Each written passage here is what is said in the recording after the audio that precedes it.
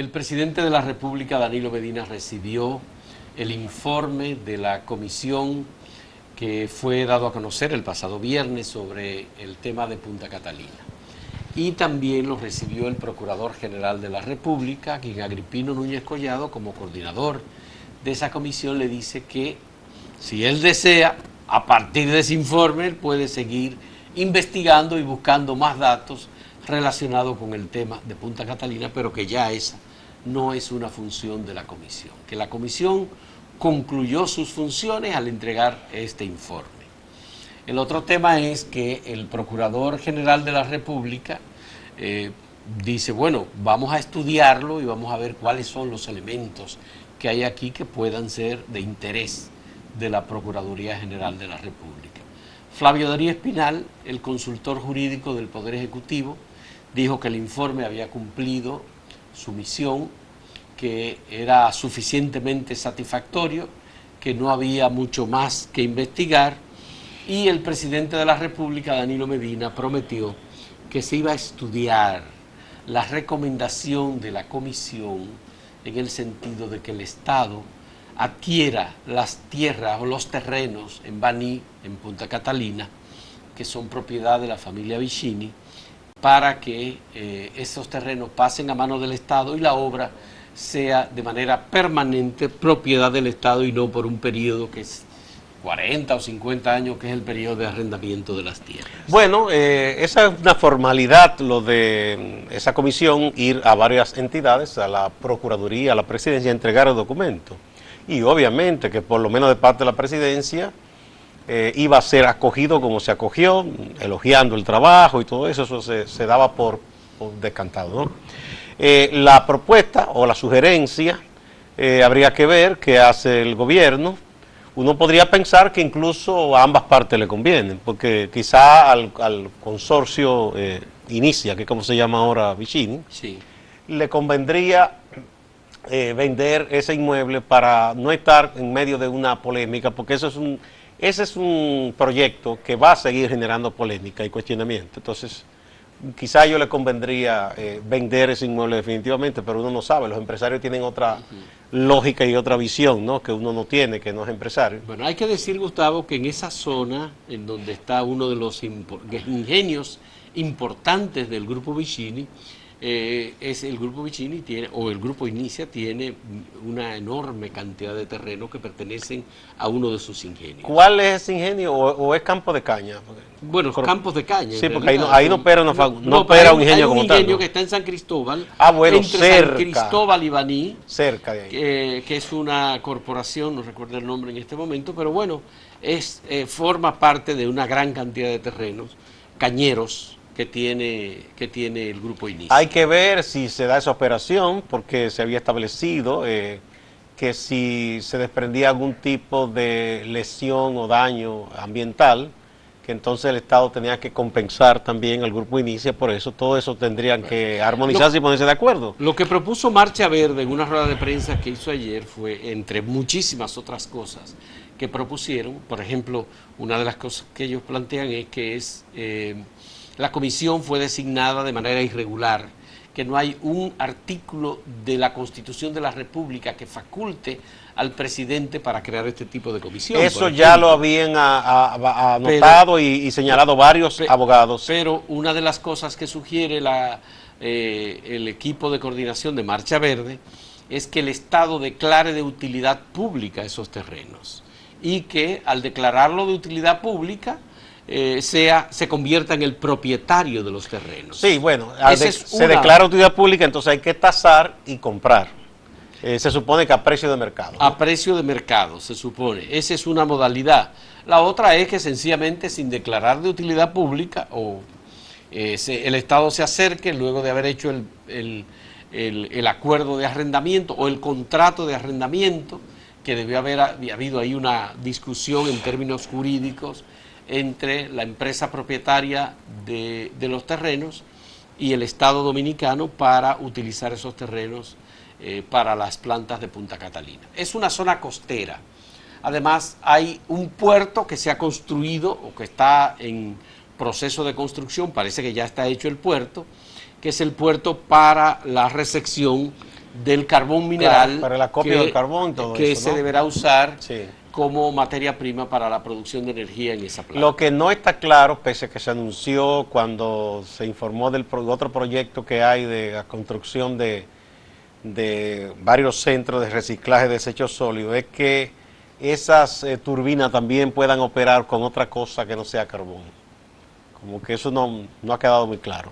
Parece que sí, porque hay ideas que se tienen, por ejemplo, para involucrar a la Autoridad Portuaria Dominicana y a alguna otra institución que produzca materiales que puedan ser convertidos en materias primas para la generación de Pero la Autoridad energía. Portuaria, ¿qué produce? Bueno, porque ellos tienen unos desechos de los barcos y lo manejan, y parece que esos desechos pueden convertirse en materias primas para la producción. Pero seguro que habría que hacerle algo extra a esas a esa generadora, porque es muy probable. aquí una vez se habló de ciclo combinado, unas plantas, pero nunca operaron como tal, Bueno. que podían ser de gas y de... El otro tema, Gustavo, es que el Partido Revolucionario Moderno, su rueda de prensa que estaba pautada para este lunes, se pospuso para este martes. Para hoy. Y hoy en la tarde va a producirse la rueda de prensa del PRM con consideraciones de ellos sobre el informe de la Comisión de Punta Catalina. Por supuesto que esto va a seguir generando debates y consideraciones. Un poco de reacción tardía el PRM, ¿verdad? No, lo que pasa es que viernes. es un informe de 300 páginas, ellos lo conocen solo desde el momento en que se dio a conocer el informe, fue fin de semana. No. Pero el fin de semana los políticos activos trabajan. Sí, pero ellos tienen técnicos. Ahí está, por ejemplo, Antonio Almonte, que es el principal técnico en materia Sí, yo energética. creo que Antonio tiene la suficiente capacidad Sí, para pero si van a hacer una... haber reunido un equipo y analizar todo esto y haber hecho ya un documento que pudo estar listo Pero ayer. si van a hacer una condición, una opinión técnica responsable, no tienen por qué precipitarlo, porque total, lo hacen lunes o lo hacen martes, yo no creo que haya mucha diferencia. Bueno, se sabe un poco que ya lo que será, el PRM va a rechazar ese informe, que por demás es un informe, si se quiere, un tanto superficial. Sí. Ya se ha dicho que de las cosas que se han criticado es que a esa comisión se le dijo que debía haber si la licitación estuvo bien hecha, y que se extralimitó hablando de que no hubo sobrevaluación. Pero a él no se le dijo que indagara si hay sobrecostos, sobrevaluación en esa construcción, sino si la licitación se hizo bien. Yo no sé si los miembros de la comisión investigaron algunos rumores que se dieron, sobre todo, que salieron, parece, internamente de la propia Corporación Dominicana de Empresas Eléctricas Estatales, o algunos de los miembros de la comisión, los miembros disidentes, tal vez, que hubo 2 que fueron disidentes. Hubo 6 votos que se dieron y que fueron unánimes en todo momento. Pero una de las cosas que se dice es que los miembros de la comisión de licitación recibieron un papelito que decía que la empresa que iba a quedar contratada finalmente iba a ser el consorcio Odebrecht Tecnimont. Eso es como ocurre con los partidos, de la dirección bajaron esta línea. Y hay que votar por ahí. Pero además, el otro elemento es que de todas las compañías que presentaron propuestas, solamente fueron descalificadas para todas. La única que quedó viva fue el consorcio de Odebrecht Tecnimont Estrella, el único que quedó vivo. Entonces, había que, lo que pedía, por ejemplo, Isidoro Santana, era que no podemos hacer esto.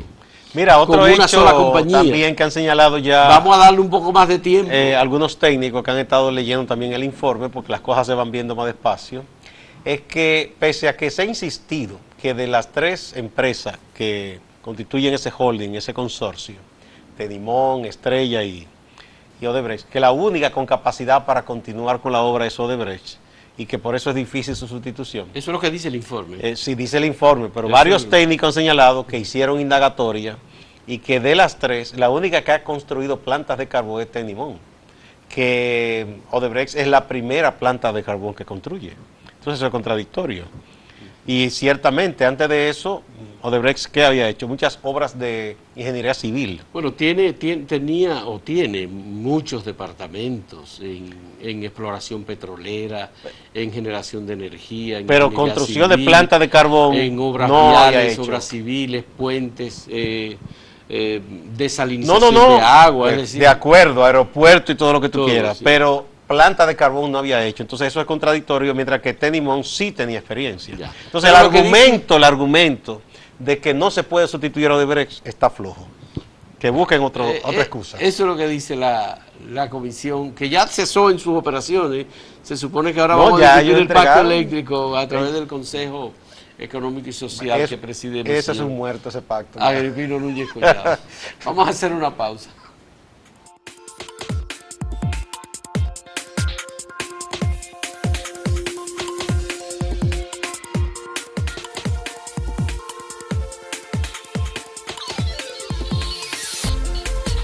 Apenas unas horas después de la entrada en vigencia de la nueva ley de transporte, tránsito terrestre en el país, el presidente de la República designó a las nuevas autoridades del Intran, que es una nueva entidad que se crea mediante esta ley, que es el Instituto Nacional de Tránsito y Transporte Terrestre.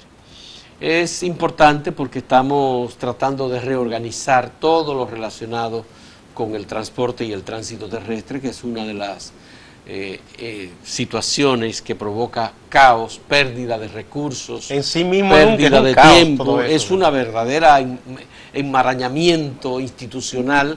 Creo que hay cerca de 12 instituciones hasta ahora que manejan el tránsito y el transporte terrestre, varias de las cuales, creo que por lo menos 5, pertenecían al Poder Ejecutivo.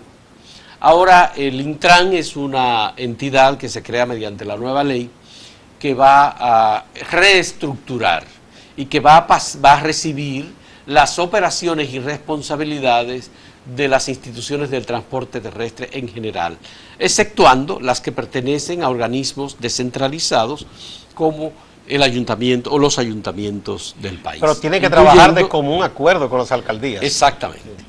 El presidente de la República designó a la ingeniera Claudia Francesca de los Santos, que es una ingeniera que ha estado especializándose en materia de transporte. Viceministra por muchísimos años. Fue viceministra, de Obras Públicas. hasta este momento ha sido viceministra en el Ministerio de Obras Públicas, ha estado coordinando el apoyo con organismos internacionales y en todo momento estuvo en toda la fase de organización junto con Gustavo Montalvo y con el equipo del Ministerio de la Presidencia de la República, que ha sido el responsable de reorganizar y reestructurar esta entidad del Intran. Recuerdo, Gustavo, y cómo no recordar, todas las propuestas, todas las ideas, todas las iniciativas que desarrolló el ingeniero Hanle Hermann, porque hizo todos los estudios necesarios para reorganizar el transporte y el tránsito terrestre en la capital y también en el interior del país. Bueno, luego de dejar, él creó AMET, sí, pero AMET era una autoridad para la capital, para el área metropolitana. Después parió varias sucursales. Exactamente, después parió varias sucursales. Se replicaron en Santiago, en San Francisco de Macorís, en La Vega, en la zona este, en Puerto Plata. Sí, pero Hanle viajó a conocer las experiencias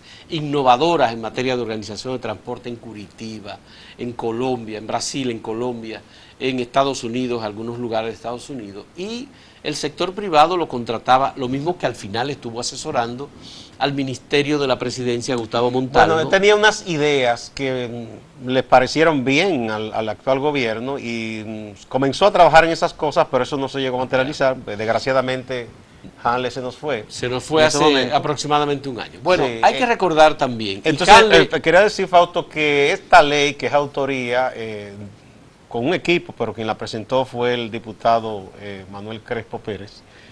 Esta ley recoge un poco toda esa experiencia y esos aportes que hicieron gente como Hanlet y otros, y todo lo que se había hecho en las diversas entidades. Algunas hacían su trabajo, otras simplemente cobraban, como una que estaba encargada de los taxis, la CAR, que eso era para ponerle nada más que un medallón, un cintillo a los vehículos, cobrar un dinero, eso no hacía nada más. Pero bueno, todo esto se supone, no se puede esperar que de la noche a la mañana tengamos un tránsito y un transporte organizado, y eso no es así, eso es un proceso lento, porque esto es muy caótico, son muchos años de desorden.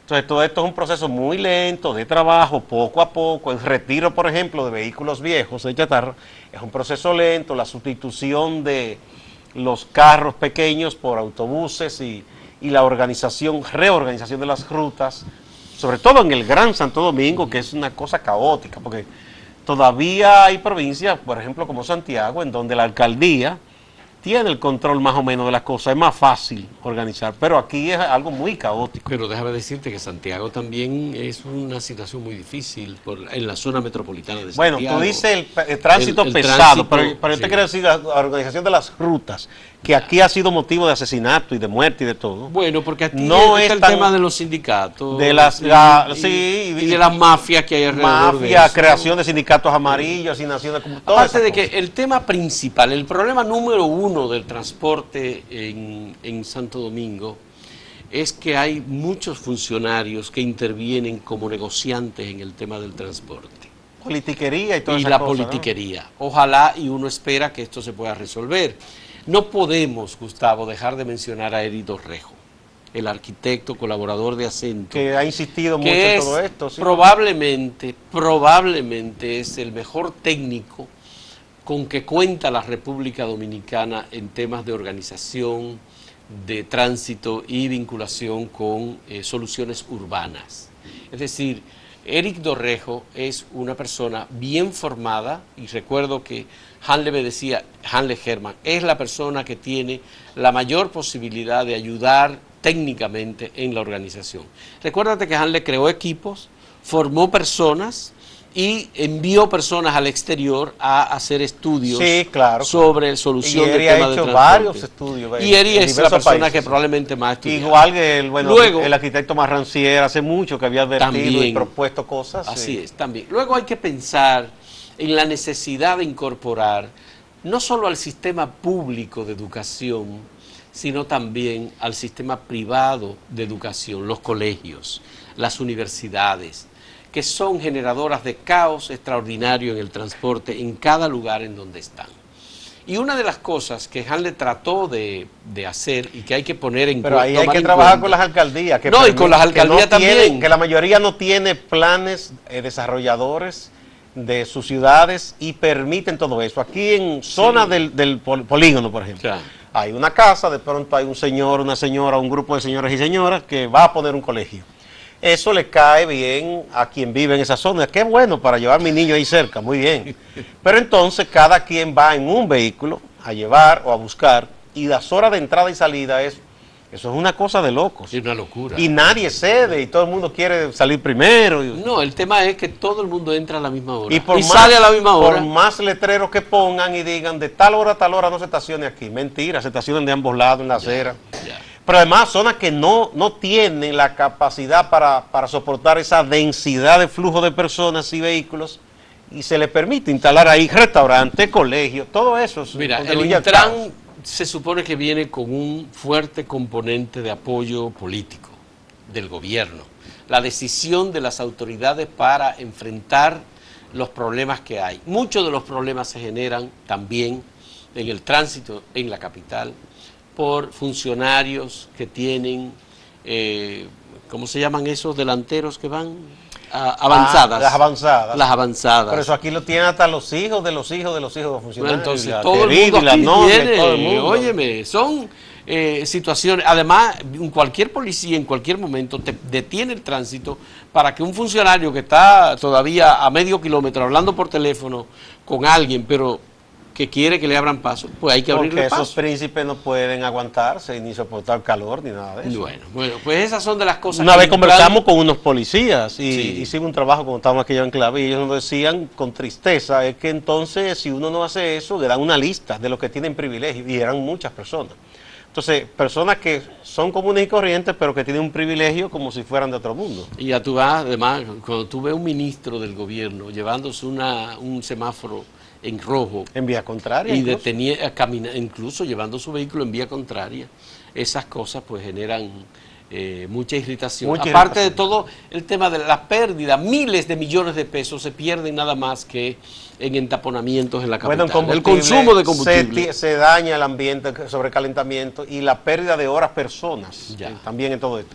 O sea, el Estado dominicano en su irresponsabilidad, el gobierno central permitió, es un acumulado de muchos años, todos los gobiernos, porque no es este ni el anterior, permitieron ese desorden y ahora les corresponde a esos funcionarios del gobierno tratar de enmendar ese error histórico. El otro tema, Gustavo, es el de los sindicatos y los grupos sindicalizados que son dueños de ruta y que se matan con cualquiera o que impiden que cualquier actividad se haga si no es con ellos. Pero esos es porque contaron con el amparo de los políticos. Si no, no pudieran operar, porque ellos no surgieron de la nada. Por ejemplo, aquí no existen las rutas alimentadoras del metro. No, ni eso, ni muchísimas cosas más, ni parada organizada, pero esos son los políticos los culpables de eso. Permitieron eso. El motoconcho, por ejemplo, algo irregular, se permitió, se alimentó, se les repartieron inclusive de manera politiquera cosas y ahora ellos son dueños de esquina y ahora ya es una realidad. Entonces ya hay que regularlo, pero eso no debió permitirse nunca. Bueno, son de las dificultades que tenemos. Gustavo, vamos a hacer una pausa. No podemos de ninguna manera dejar de hablar del fallecimiento de Cholo Brenes. Cuando retornemos ahora. En un momento retornamos.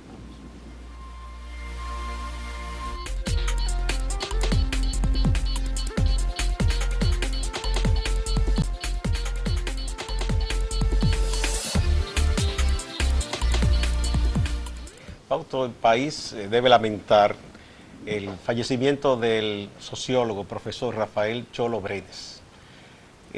Las nuevas generaciones no tienen quizá idea de quién fue Cholo Brenes, pero además de ser un profesor de la UAS muchos años, un abogado también, auspiciador, también estudió ciencias políticas, auspiciador de grupos folclóricos, tanto en la universidad contribuyó, como también apoyó a muchísimos grupos de investigación folclórica, pero también incursionó como un promotor, un empresario en el espectáculo de la música y ayudó a formar y a lanzar a los que no formó, pero sí auspició y alentó agrupaciones importantes, por ejemplo, con un ícono de merengue como es Wilfrido Vargas, que hizo un antes y un después en el merengue urbano. Sergio Vargas, posteriormente Los Hijos del Rey, que ahí fue una asociación. Fernando Villalona, mucha de esa gente, grupos después como el Grupo Negros, el Grupo Negro, Guasón Brazován, etcétera. Pero sobre todo, Cholo fue un hombre de convicciones y en los tiempos difíciles de represión, él junto a otros gente del mundo de gestores culturales organizó Enrique de León, ahí tuvo Cuchi también, muy joven, Carlos Francisco Elías, tuvo también Francisco de los Santos, el sindicalista. Francisco Antonio Santos. Ramón Leonardo. Organizaron 7 días con el pueblo. Y igual que Tony Chavarría Cambumbo, también ayudó mucho en todo esto. Es que fue una época muy difícil, 1974, mucha represión. Ellos se movieron mucho, consiguieron que los artistas vinieran gratis a cantar. No solo se reunió dinero para ayudar a la CGT y ayudar a los familiares de los desaparecidos y presos políticos y exiliados, sino que también eso ayudó mucho a tomar conciencia. Mucha gente que no conocía aquí quién eran, por ejemplo, los Guaraguao, quién eran Silvio, Noel Nicola, que vino, que ya falleció, un cantante cubano también muy bueno. O algunos españoles, o que habían Pide la Serra. Ana Belén y Víctor Manuel, recién casados, vinieron. Así es. Y incluso se le perdió la maleta, aquí hubo que prestarle vestimentas y todo eso.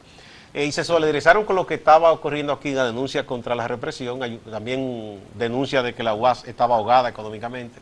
Fue un momento muy difícil. Cholo Brenes participó de todo esto y siempre fue un hombre que creyó en el talento local y eso merece un reconocimiento. Así es, yo pienso que Cholo será recordado como un gestor cultural fundamentalmente. Claro, él era abogado, era sociólogo, había sido profesor en la Universidad Autónoma de Santo Domingo, se vinculó con estos grupos folclóricos de República Dominicana y estos grupos merengueros, pero de todos modos nunca desatendió a grupos como Convite, por ejemplo, colaboró en sus estaciones. Colaboró ciertamente, que fueron el grupo Nueva Forma, que estuvo muy bien integrado por Sonia Silvestre, Víctor, Claudio Cohen, que sentaron, digamos, un precedente en la música de contenido en la República Dominicana. Tenemos que recordar a Cholo Brenes. Cholo Brenes padecía de diabetes. Muchos años ya Muchos años ya había padecido de la diabetes, había perdido una pierna, estaba prácticamente recluido en su residencia, escribía siempre, estaba muy atento a la realidad, a la actualidad dominicana, escribía sobre temas políticos eran temas de su particular interés. Su visión crítica Y la mantuvo siempre. Muy crítico siempre, por supuesto. Y ayer en la tarde se produjo su fallecimiento. Nos dio la primera información sobre esto José Rafael Sosa, que le daba seguimiento, que se reunía con él. Incluso hay las fotografías últimas de Cholo Brenes, las hizo José, sí. José Rafael Sosa. Sí, ha habido expresiones de dolor, de Roldán Mármol, de José Antonio Rodríguez, Roldán Mármol, sí, por supuesto. Y muchos otros artistas, y seguirán expresiones de dolor. Cholo fue una persona que dejó una impronta importante en la música popular y en la música raíz. Bueno, ya se encargarán de hacer algún tipo de trabajo de recopilación de sus aportes, no solamente Enrique de León por el tema de 7 días con el pueblo, sino Dagoberto Tejeda, Dagoberto dicen que Tejeda, él estaba escribiendo unas memorias, no sabemos José si la concluyó, sí. Cholo, unas memorias de su trayectoria, ¿no? Sabemos si las concluyó. Sería interesante si están hechas, ojalá que se puedan que se publiquen, ¿no? Bueno, muchas gracias por la compañía. Será hasta mañana cuando nuevamente estaremos con ustedes.